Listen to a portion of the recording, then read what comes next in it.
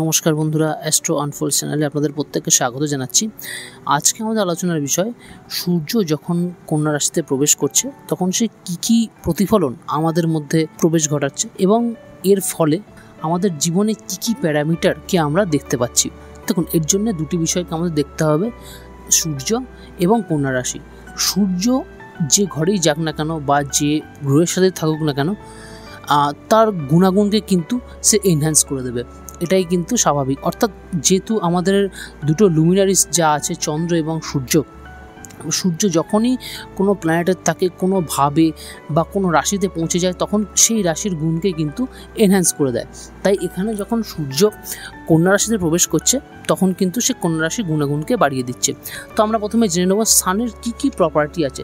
দেখুন, সান কিন্তু আমাদের জীবনে ভাইটালিটির কারক, আমাদের আত্মাকারক গ্রহ, physical strength, bodily energy, self respect, আমাদের আত্মসম্মান, ইগো, উইল পাওয়ার, নেম ফেম তৈরি করার যে চাহিদা, আমাদের স্ট্যাটাস, রেপুটেশন, কেরিয়ার, গভর্নমেন্ট অর্থাৎ সরকারি যাবতীয় আমাদের জীবনের বিষয়গুলি, এবং তারই সাথে সম্পর্কর দিক থেকে যদি বিচার করি তাহলে আমাদের পিতাকে দর্শায়, এবং তারই সাথে অঙ্গসংস্থানগতভাবে হার্ট অর্থাৎ হৃৎপিণ্ডকে কিন্তু সিগনিফাই করছে সান।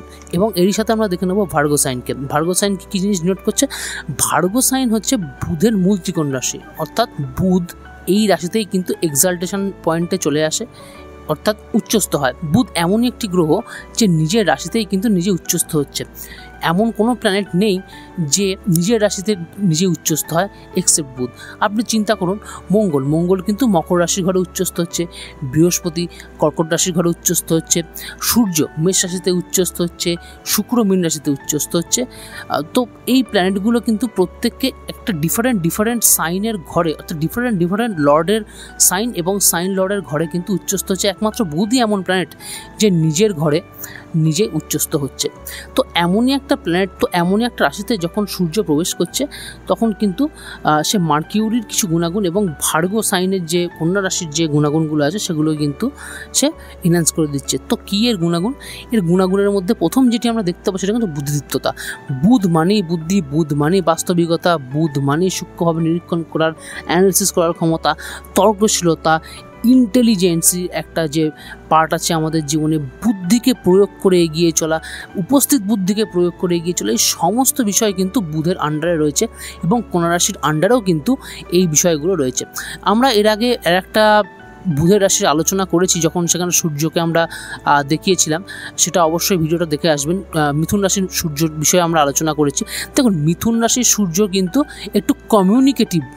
দেখুন, কন্যা রাশির তর্কশীলতা, বুদ্ধিদীপ্ততা এবং সূক্ষ্মভাবে নিরীক্ষণ করার ক্ষমতা এবং বাস্তবিক দৃষ্টিভঙ্গি কিন্তু একটা কন্যা রাশির কাছে আছে।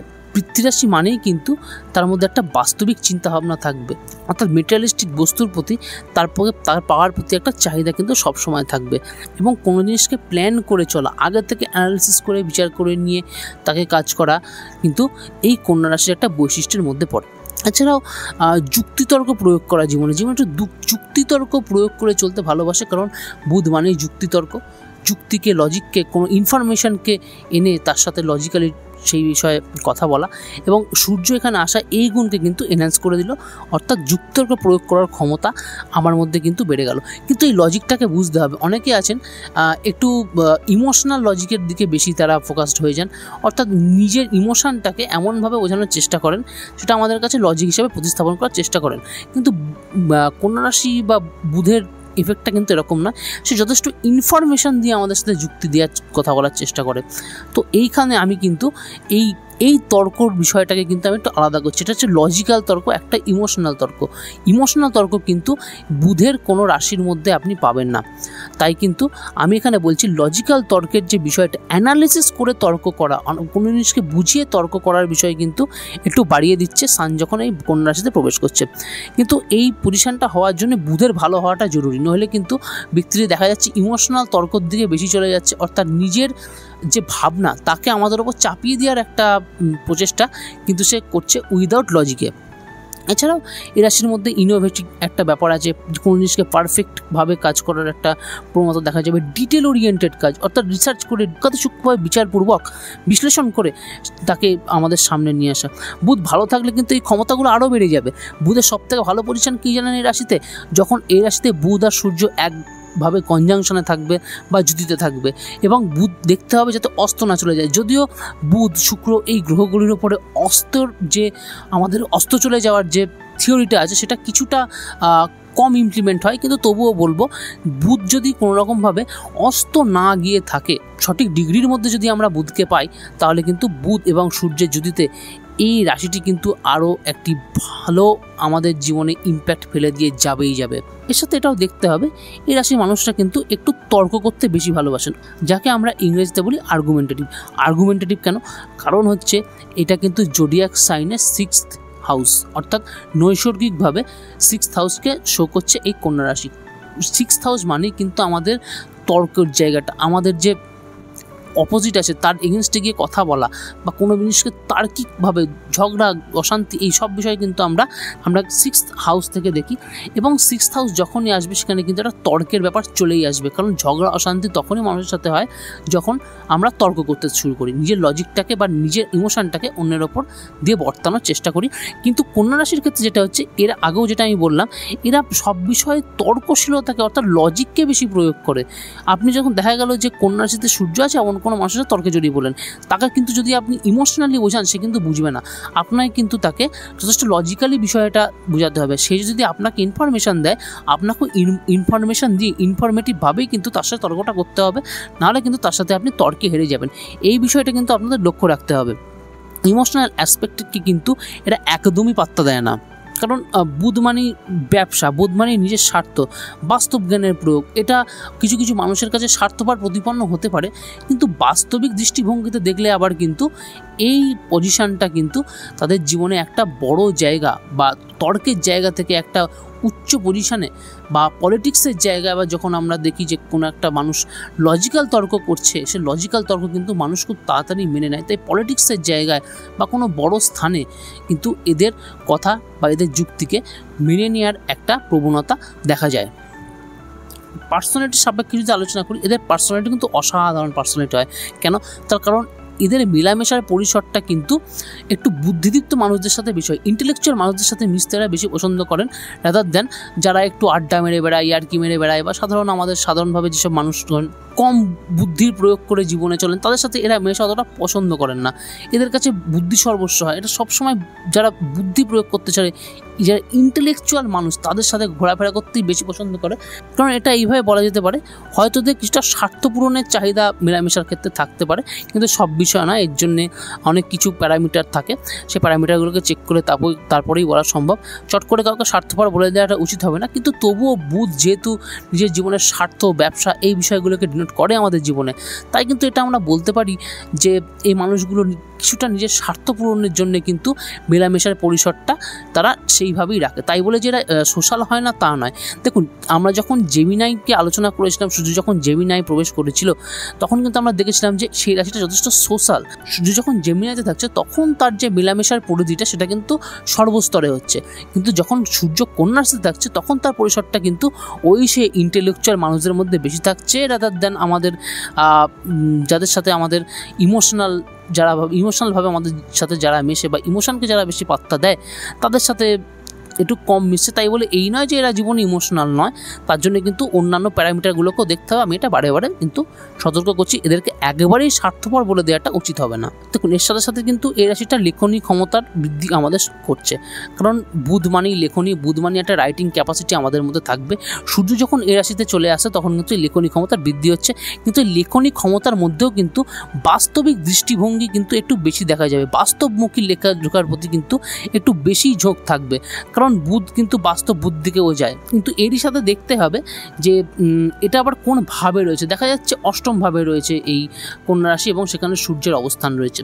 তখন কিন্তু অকাল্ট সায়েন্স, জ্যোতিষবিদ্যা, তন্ত্রবিদ্যা এইসব বিষয়ের প্রতি কিন্তু একটা লজিক্যাল দৃষ্টিভঙ্গি এদের থাকবে। আবার যদি নবম ভাব হয়ে যায় আপনাদের কন্যা রাশি এবং সেখানে সূর্যের অবস্থান থাকে, দেন সে জায়গায় ফিলোসফিক্যাল বিষয়, দর্শন শাস্ত্র, ধর্মীয় শাস্ত্র এইসব বিষয়ে লজিক্যাল একটা দৃষ্টিভঙ্গি কিন্তু এই মানুষগুলো আমাদের মধ্যে আনতে পারে। এছাড়াও আমরা যদি একটু পড়াশোনার দিকটা দেখি, এইসব মানুষের লার্নিং ক্যাপাসিটি কিন্তু অসাধারণ হয় এবং মেমোরি পাওয়ারও অসাধারণ হয়। কারণ সান এবং মার্কিউরির এফেক্ট যেহেতু আমরা এখান থেকে পাচ্ছি, তাই মেমোরি পাওয়ার, শার্প মাইন্ডেড অর্থাৎ বোঝার ক্ষমতা, মনে করার ক্ষমতা খুব ভালো থাকে। নিজে বোঝার ক্ষমতা, অন্যকে বোঝানোর ক্ষমতা কিন্তু এদের খুব ভালো থাকে এবং প্রতিটা জিনিসকে যেহেতু লজিকের সাথে, প্রতিটা বিষয়কে যেহেতু আমাদের সামনে লজিকের সাথে এরা সামনে আনে, তাই আমাদের কিন্তু বুঝতে সুবিধা হয় যারা আমরা ইমোশনাল নই। এবার আপনি ধরুন ইমোশনাল একজন পার্সন, এবার আপনি যদি এমন কোনো মানুষের সামনে চলে যান যার সূর্যটা ভার্গ সাইনে রয়েছে, তখন কিন্তু তার সাথে আপনার মেলামেশা করতে একটু সমস্যা হতে পারে, কারণ তার লজিকগুলো টু মাচ বাস্তব ওরিয়েন্টেড আপনার লাগতে পারে। কিন্তু আপনি যেহেতু ইমোশনাল একজন মানুষ, তাই সেক্ষেত্রে সে মানুষটিকে আপনার স্বার্থপর মনে হতে পারে, কিন্তু এরা কখনোই স্বার্থপর নয়। এছাড়াও ব্যাংকিং, অ্যাকাউন্টিং, অডিট ডিপার্টমেন্টে এদের একটা ভালো সাকসেস দেখা যায়, কারণ বুধের ডিপার্টমেন্টগুলোর মধ্যে ব্যাংকিং, অ্যাকাউন্টিং এবং অডিটের যে বিষয়গুলি সেগুলো কিন্তু বর্তাচ্ছে। এবং তারই সাথে যেটা একটা গুরুত্বপূর্ণ বিষয়, এই রাশির মানুষটা কিন্তু রিসার্চ খুব ভালো করতে পারে, যেটা আমি আলোচনা করছিলাম। টেকনিক্যাল এবং নন টেকনিক্যাল সেক্টর যাই হোক না কেন, ডিটেল ওরিয়েন্টেড একটা ভাবনা চিন্তার জন্য বা কোনো বিষয়ের গভীরে গিয়ে লজিককে খুঁজে আনার জন্য কিন্তু এইসব রাশির মানুষদের রিসার্চের জায়গাটা কিন্তু খুব ভালো হয়। কোনো বিষয়কে অ্যানালিটিক্যালি তাকে বিশ্লেষণ করে তাকে যুক্তিসম্মতভাবে প্রতিস্থাপন করার ক্ষেত্রে কিন্তু এই রাশির বা এই ধরনের মানুষদের, এইসব মানুষদের কিন্তু জুড়ি মেলা ভার। এছাড়া সূর্য যেহেতু পিতাকে ডিনোট করে, তাই ব্যাংকিং, অ্যাকাউন্টিং এবং অডিট যে ডিপার্টমেন্টটা আছে সেই ডিপার্টমেন্টে কিন্তু তাদের পিতাও জীবনে কর্মরত থাকতে পারেন। কিন্তু এই সমস্ত স্থিতিগুলোকে পজিটিভভাবে পাওয়ার জন্য কিন্তু বুধের স্থিতিকে দেখা অত্যন্ত জরুরি। কারণ বুধ যদি কোনোরকমভাবে এফেক্টেড হয়ে যায়, কোনোভাবে ম্যালেফিক হয়ে যায়, তাহলে কিন্তু জ্ঞান বা বুদ্ধির একটু ভুল প্রয়োগ করে ফেলতে পারে। অর্থাৎ এই জ্ঞান বা বুদ্ধি প্রয়োগ করে সে দেখা যাচ্ছে ভুল পথে বিষয়টাকে প্রয়োগ করছে, সে দেখা যাচ্ছে কোনো সমাজ বিরুদ্ধ কোনো কাজ করছে, দেখা যাচ্ছে এমন কোনো কাজে সে লিপ্ত হয়ে গেছে যেটা কিন্তু অপরাধমূলক কাজ। এগুলো কিন্তু বুধের কারণে হয়। অপরাধমূলক কাজ যে সবসময় রাহুর জন্যই হবে এমন নয়, বুধের দ্বারাও কিন্তু একটা আমাদের অপরাধমূলক কাজকর্ম মাঝের মধ্যে হয়ে যায়। তার কারণ বুধও কিন্তু বুদ্ধির কারক। রাহু যেহেতু আমাদের সমাজ বিরুদ্ধ কিছু কাজকে বোঝায়, তাই কিন্তু আমরা সবসময় রাহুকে দোষারোপ করে ফেলি। কিন্তু সমস্ত যদি আমরা রাহুকে সব কিছু বলে ফেলি, তাহলে কিন্তু সেটা পুরোপুরি ভুল কনসেপ্ট। বুধের কারণেও কিন্তু অনেকে খারাপ দিকে যেতে পারে, যদিও সেটা জন্ম ছক দেখা বিচার্য বিষয়। কারণ বুধকে আমরা নৈসর্গিকভাবে শুভ গ্রহ বলেই জানি, কিন্তু এই গ্রহটা যদি ম্যালেফিক হয়ে যায়, তখনই কিন্তু এ আমাদের উল্টো রেজাল্ট দিতে শুরু করে দেবে। অর্থাৎ আমাদের সমস্ত যুক্তি বুদ্ধিগুলো আমরা নয় ঠিকমতো প্রয়োগ করতে পারছি না, আদারওয়াইজ প্রয়োগ করলেও সেগুলো ভুল পথে প্রয়োগ করছি। কিন্তু এবার আমরা নাক্ষত্রিক আলোচনায় প্রবেশ করব। কেন? তার কারণ হচ্ছে সূর্য এখানে 3টে নক্ষত্রের মধ্যে দিয়ে প্রবেশ করছে। ধরুন আপনি এবং আপনার বন্ধু প্রত্যেকে কন্যা রাশিতে সূর্যের অবস্থান, কিন্তু আপনারা দেখবেন প্রত্যেকের মধ্যে একটু অন্যরকম মানসিকতা দেখা যাচ্ছে, প্রত্যেকের মধ্যে একটু অন্যরকম চিন্তাভাবনার পরিসরটা দেখা যাচ্ছে। তার কারণ আমাদের মধ্যে মেটেরিয়ালিস্টিক নেচার তো আছে, বুধের কন্যা রাশির গুণাগুণকে এক্সপ্রেস করার ধরনটা তো আছে, কিন্তু তার মধ্যে যেন কোথাও একটু পার্থক্য দেখা যাচ্ছে। কেন? কারণ সূর্যের নক্ষত্রের প্লেসমেন্টের পরিবর্তন। তো প্রথমেই যেখানে নক্ষত্রটা আমরা পাচ্ছি সেটা উত্তর ফাল্গুনী নক্ষত্র। উত্তর ফাল্গুনী সূর্যের নিজস্ব নক্ষত্র, তাই আমি বলবো নিজের নক্ষত্রে যখন সূর্য এখানে আসছে, অর্থাৎ বুধ সূর্য এই দুটো প্ল্যানেটের কম্বিনেশন কিন্তু আমরা এখানে পাচ্ছি। এরপরে যেটা হতে পারে, এটা আমি একটা গুড পজিশন বলবো, কিন্তু সমস্যা এখানে একটাই যে বয়সের সাথে সাথে হয়তো ইগোটা বেড়ে যেতে পারে। তার একটাই কারণ জ্ঞান। কারণ এই রাশির যখন এই রাশিতে সূর্য অবস্থান করছে, তার মধ্যে কিন্তু একটা জ্ঞানের প্রভাব থাকবে। বুধ মানে কিন্তু তারও কাছে কিছু নলেজ, তার কাছেও কিছু সূক্ষ্ম জ্ঞান কিন্তু বিদ্যমান থাকে, আর তার সাথে কিন্তু বুদ্ধিমান করে দেবে। সরকারি চাকরির জন্য এই পজিশনটা আমি ভালো বলবো। অ্যাকাউন্ট, ব্যাংক, অডিট ডিপার্টমেন্টের জন্য কিন্তু এই উত্তর ফাল্গুনী নক্ষত্র আমাদের জীবনে একটা গুরুত্বপূর্ণ ইম্প্যাক্ট ফেলতে পারে, বা এর জন্য কিন্তু আমরা ওইসব পজিশনে পৌঁছে যেতে পারি। এবার পরবর্তী যে নক্ষত্রটা চলে আসছে সেটা কিন্তু হস্তা নক্ষত্র। হস্তা নক্ষত্র কিন্তু আমি বলবো একটু বাস্তবিক, অর্থাৎ আমরা চন্দ্র মানেই বুঝি যে আমরা সেখানে একটু ইমোশনাল হয়ে যাচ্ছি, আমরা একটু অন্যরকম অলিক কল্পনায় চলে যাচ্ছি, বা সেখানে আমাদের একটা লজিককে আমরা একটু কম ব্যবহার করছি, ইমোশনকে বেশি ব্যবহার করছি। কিন্তু তার সাপেক্ষে আমি বলবো হস্তা নক্ষত্রে যখন সূর্য, তখন সেই পজিশন থেকে কিন্তু সেই জাতকটির মধ্যে বাস্তবিক দৃষ্টিভঙ্গি তৈরি হচ্ছে তীক্ষ্ণ বুদ্ধি, তর্কশীলতা, রিসার্চ করার ক্ষমতাকে তো আরও বাড়িয়ে দেবে এই হস্তা নক্ষত্রে যখন সূর্য আসছে। তাছাড়াও পার্সোনালিটি কিন্তু এখানে কিন্তু একটু রিজার্ভ পার্সোনালিটি করে দেবে, কারণ এখানে কিন্তু একটু ইমোশন যেহেতু আছে, চন্দ্র বুধ সূর্য এই তিনটের যে কম্বিনেশনের ফলে কিন্তু এদের মধ্যে একটা রিজার্ভ পার্সোনালিটি তৈরি হচ্ছে, কিছুটা ইন্ট্রোভার্ট হয়ে যাচ্ছে, যাকে আমরা সাধারণ ভাষায় বলি নার্ড, বা পড়াশুনো করতে একটু ভালোবাসে, এরকম শ্রেণীর মানুষ কিন্তু হস্তা নক্ষত্রে সূর্য থাকলে হয়ে যেতে পারে। অর্থাৎ সারাদিন দেখা যাচ্ছে সে পড়াশোনার মধ্যেই বসে রয়েছে। তাই আমি বলবো হস্তা নক্ষত্র সূর্য যাদের আছে তারা কিন্তু রিসার্চের কাজটা কিন্তু আরও ভালো পারবেন অন্য নক্ষত্রের তুলনায়। এবার আমরা সরাসরি চলে যাচ্ছি চিত্রা নক্ষত্রের। চিত্রা কিন্তু এখানে মঙ্গলের এনার্জি এখানে বেড়ে যাচ্ছে, সূর্য বুধ মঙ্গল এই তিনটে এনার্জি কিন্তু আমরা এখানে পাচ্ছি, যার ফলে আমাদের মধ্যে একটা ইউথফুলনেস চলে আসছে, একটা ক্রিয়েটিভিটি চলে আসছে, একটা ইনোভেট করার ক্ষমতা যেন আরও কোথাও বেড়ে যাচ্ছে। ইন্টেলিজেন্সি কিন্তু আমাদের এখানে দারুণ, আমাদের একটা ঝলক, ইন্টেলিজেন্সির ঝলক কিন্তু আমরা নিজেদের মধ্যে লক্ষ্য করতে পারবো।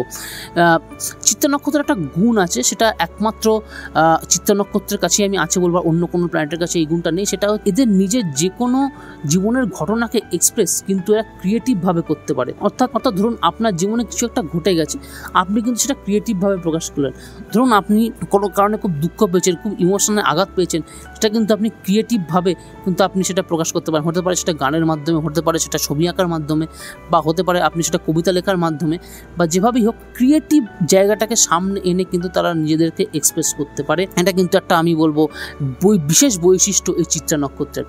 এবং এদের কিন্তু আর রিজার্ভ পার্সোনালিটি কিন্তু থাকছে না। যখন আমরা হস্তা নক্ষত্র আলোচনা করছিলাম তখন দেখছিলাম যে তাদের পার্সোনালিটি যথেষ্ট রিজার্ভ হয়ে যাচ্ছে, এরা কিন্তু সেই অ্যাসপেক্টে যথেষ্ট সোশ্যাল হয়ে যাবে। এদের পার্সোনালিটিটা কিছুটা এরকম হয়, সোশ্যাল লাইফ আলাদা এবং এদের পার্সোনাল লাইফটা আলাদা। অর্থাৎ আমার পার্সোনাল লাইফ থেকে আমার প্রফেশনাল লাইফকে কিন্তু আমি আলাদা করতে পারছি। এই যে একটা দুদিকে ব্যালেন্স করে চলার ক্ষমতা, এটা কিন্তু এই চিত্রা নক্ষত্রে যখন সূর্য থাকছে সেই সব মানুষদের মধ্যে কিন্তু অটোমেটিক্যালি প্রবেশ করে যাচ্ছে। আজকের আলোচনাটি এই অবধিই থাকলো। যদি আপনারা মনে করেন যে কোনো রকম সমস্যায় আছেন, যদি আপনারা মনে করেন যে আমার কনসালটেন্সির প্রয়োজন আছে, তাহলে অবশ্যই স্ক্রিনে দেওয়া নম্বরে যোগাযোগ করে নেবেন। যোগাযোগ করে অবশ্যই বুকিংটি করিয়ে নেবেন। একটা নির্দিষ্ট স্লটে আপনাকে আমাদের তরফ থেকে যোগাযোগ করা হবে। সেই টাইম স্লটে কিন্তু আপনাদেরকে প্রস্তুত থাকতে হবে, অন্তত হাতে 1 ঘন্টা সময় নিয়ে।